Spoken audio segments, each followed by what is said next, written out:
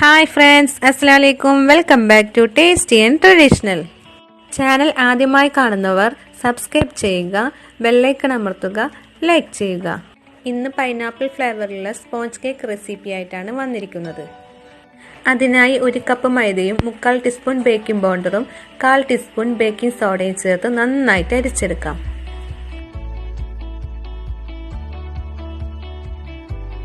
3 egg വൈറ്റും യോക്കും separate ആക്കിയിട്ടുണ്ട്.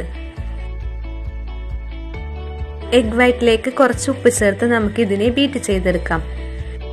ഞാനിവിടെ ഹാൻഡ് വിസ്ക് വെച്ചിട്ടാണ് ബീറ്റ് ചെയ്യുന്നത്. ബീറ്റർ ഇല്ലാതെ തന്നെ നല്ല സോഫ്റ്റ് ആയിട്ട് നമുക്ക് കേക്ക് ഉണ്ടാക്കിയെടുക്കാം.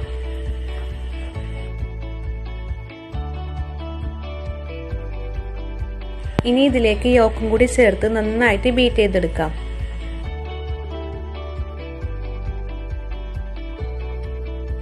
നമ്മുടെ ടീ കേക്കിന് പൈനാപ്പിൾ ഫ്ലേവർ കിട്ടാൻ വേണ്ടി 1/2 ടീസ്പൂൺ പൈനാപ്പിൾ എസൻസ് ചേർത്ത് കൊടുക്കുന്നുണ്ട്.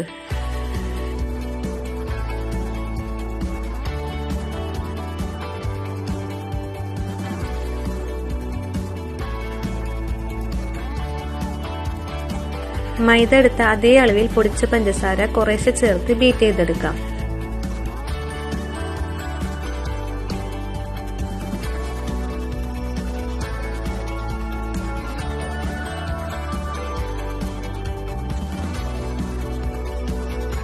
നമ്മുടെ എഗ്ഗും പഞ്ചസാരയും നന്നായിട്ട് ബീറ്റായി വന്നിട്ടുണ്ട്. ഇനി ഇതിലേക്ക് 1/2 teaspoon yellow food colour add ചെയ്യാം.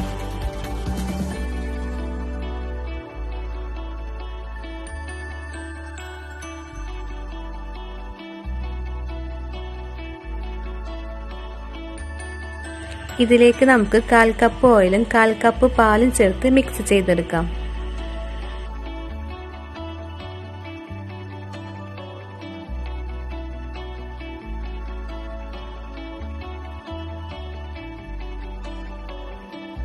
ബാറ്ററിലേക്ക് അരിച്ചു വെച്ച ഡ്രൈ ഇൻഗ്രീഡിയൻസ് കുറേശ്ശെ ചേർത്ത് ഫോൾഡ് ചെയ്തെടുക്കാം.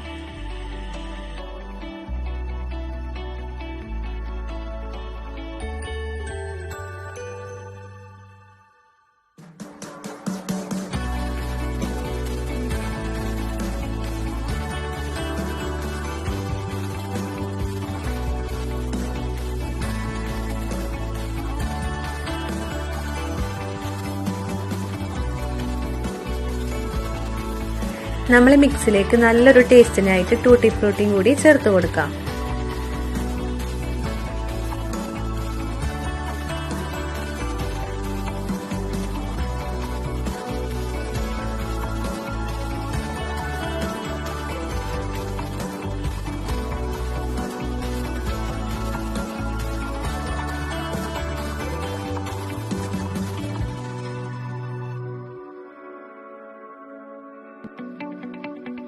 ഞാനിവിടെ 6 ഇഞ്ചിന്റെ കേക്ക് പാന് ഓയിൽ വെച്ച് ഗ്രീസ് ചെയ്തെടുത്തിട്ടുണ്ട്.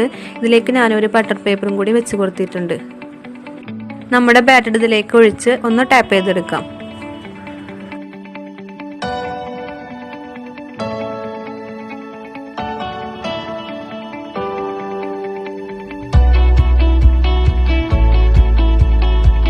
കുറച്ച് ടൂട്ടി ഫ്രൂട്ടിയും കൂടി ഇതിന്റെ മുകളിൽ ഞാൻ ഇട്ട് കൊടുത്തിട്ടുണ്ട്. ഇതിനെ നമുക്ക് 45 മിനിറ്റ് ലോ ഫ്ലെയിമിൽ ബേക്ക് ചെയ്തെടുക്കാം. അതിനായി ഉപ്പും റിങ്ങും വെച്ച് 10 മിനിറ്റ് പ്രീഹീറ്റ് ചെയ്ത പാത്രത്തിലേക്ക് കേക്ക് പാൻ ഇറക്കി വെക്കാം.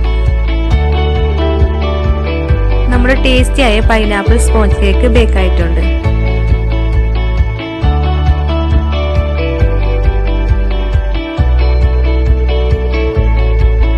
നമ്മുടെ കേക്ക് നല്ല സോഫ്റ്റ് ആയിട്ട് വന്നിട്ടുണ്ട്. ബീറ്ററും ഓവനും ഇല്ലാത്തവർക്കും തയ്യാറാക്കാൻ പറ്റുന്ന റെസിപ്പിയാണിത്. എല്ലാവരും ഈ റെസിപ്പി ഒന്ന് ട്രൈ ചെയ്ത് നോക്കണം. ഇൻഷാ അല്ലാഹ് നെക്സ്റ്റ് വീഡിയോയുമായിട്ട് കാണാം.